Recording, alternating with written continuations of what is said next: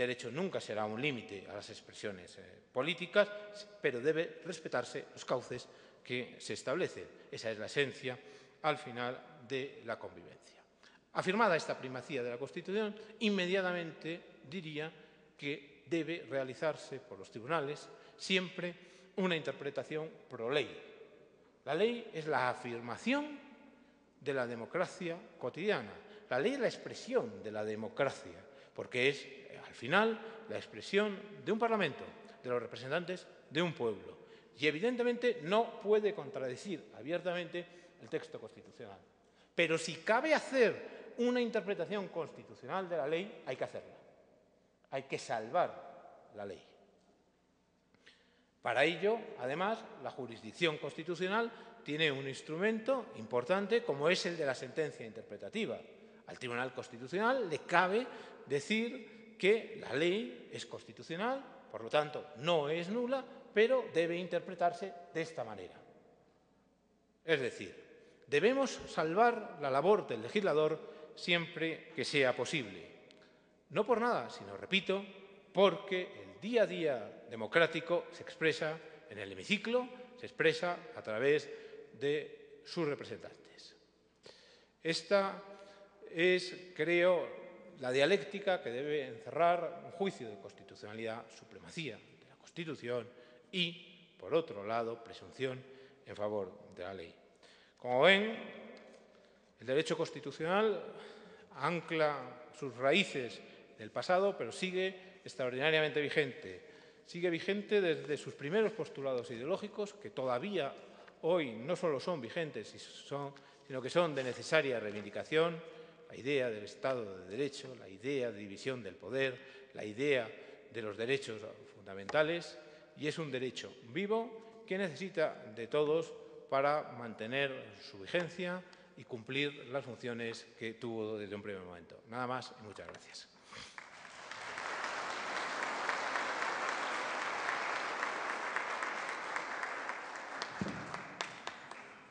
Agradecemos al doctor José Tudela por su brillante y amplia exposición, donde ha planteado varios elementos históricos, conceptuales, elementos de permanencia, de cambio y continuidad de las constituciones a través de los tiempos.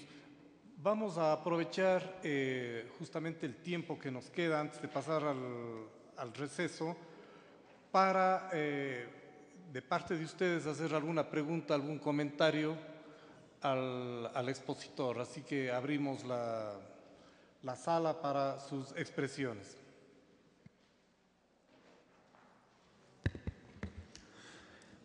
Buenos días. Una pregunta. Acaba de mencionar usted el tema, la ley es la expresión de la democracia, salvar la ley, la interpretación, ¿no es cierto?, en caso de que sea necesario hacerlo así por parte de la Corte Constitucional en el modelo ecuatoriano.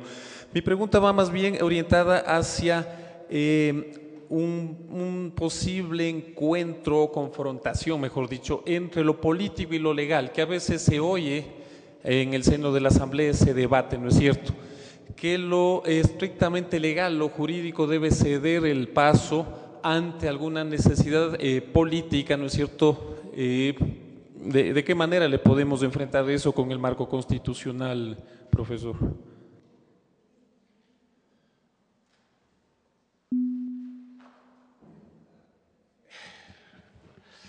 Creo que la pregunta en gran medida puede servir para sintetizar todo lo que he dicho, ¿no? He empezado diciendo que la idea de Constitución nace ante el temor de los hombres por el poder. Es la conciencia de que el poder es un instrumento de dominación lo que determina la conciencia de que el poder necesario, toda sociedad tiene que ser organizada, la organización implica poder, el poder tiene que ser controlado. Primero controlado. Recordemos en este sentido que, aunque hoy nos parezca mentira, el Estado absoluto es un gran avance en la concentración, en la limitación del poder. Frente a los poderes difusos de los señores feudales no sometidos a reglas, cuando el poder se concentra en un monarca absoluto, se da un gran avance en el sometimiento del poder. esa conciencia sobre el poder va a llevar también en un momento determinado a despersonalizarlo y a reivindicarlo para los ciudadanos. Es la idea de soberanía nacional. Pero siempre va a estar detrás el conflicto que usted me ha señalado, el conflicto entre la decisión política y la norma. Es un conflicto absolutamente natural a las sociedades. Y yo creo que esto es lo primero que debe decirse. No nos podemos extrañar ante este conflicto. Que la decisión política y el derecho entren en dialéctica es natural. Ha sucedido así siempre. ¿Qué es lo que diferencia a una sociedad democrática? Que resuelve ese conflicto a través de procedimientos preestablecidos. Y ese conflicto se resuelve de dos maneras. Se resuelve jurídicamente. Hoy ese conflicto debe resolverse en favor del derecho. Es decir, una decisión política debe respetar los cauces del derecho hoy establecido. Pero también se resuelve políticamente a través de las elecciones.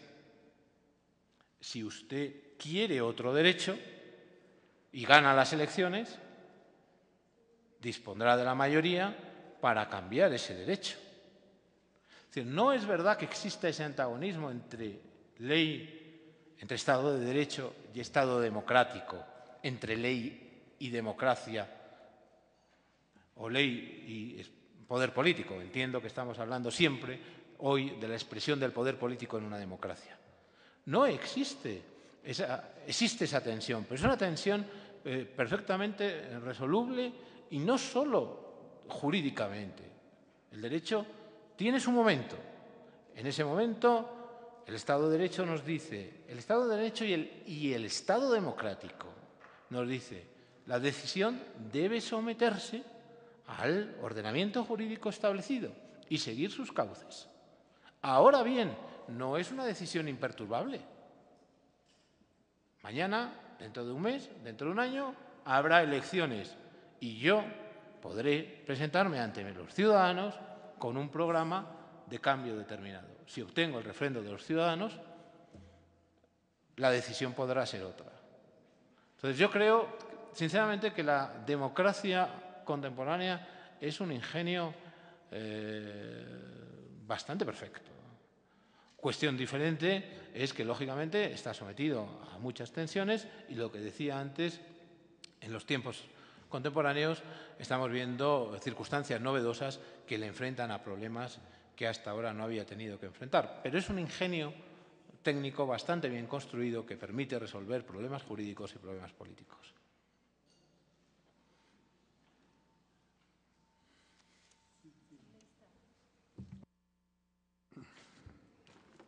Buenos días con todas y todos, profesor Tudela. En la misma línea de la inquietud del compañero anterior, usted nos ha afirmado con mucha sapiencia en la necesidad de la flexibilidad y de la necesidad de comprender una realidad. Y yo quisiera más bien contribuir a poner en el tapete de reflexión un hecho que me parece muy objetivo en la realidad de nuestro país y en Latinoamérica. Frente a lo que usted ha afirmado que la Constitución tiene su base y tiene su fundamento en la soberanía nacional, en la soberanía popular. Y cuando tenemos dos funciones, ahora no hablamos de poderes en nuestro país, sino de las funciones del Ejecutivo y de la función legislativa, los dos con un mismo origen de elección, por lo tanto, que descansan su origen o provienen de una elección popular, por lo tanto, de una soberanía popular. Cuando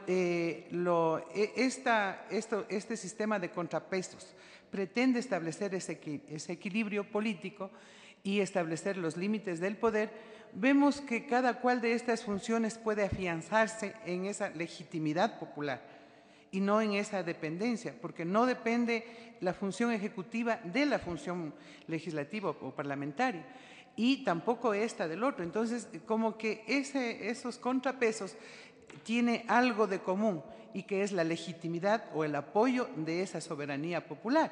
Y muchas veces, ¿no es cierto?, ese equilibrio puede estar fuera, porque será siempre un ejercicio de fuerza, de cuán ese poder está fortalecido por esa legitimidad popular.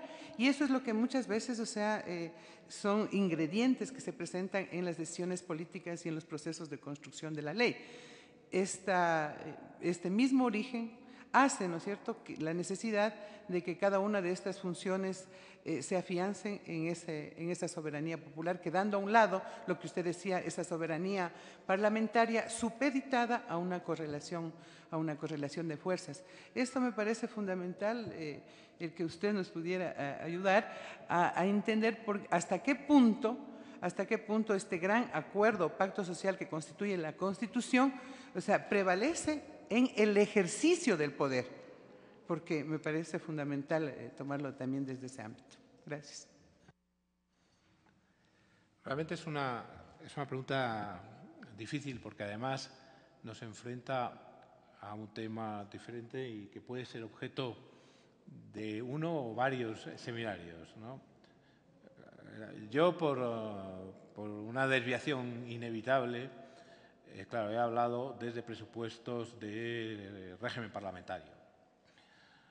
En los sistemas presidencialistas, al final las cuestiones son iguales, pero son distintas, porque las dinámicas políticas son distintas, aunque los sustentos teóricos sean básicamente los mismos. Las dinámicas políticas son muy diversas precisamente por aquello que usted ha dicho, porque las legitimidades son diferentes.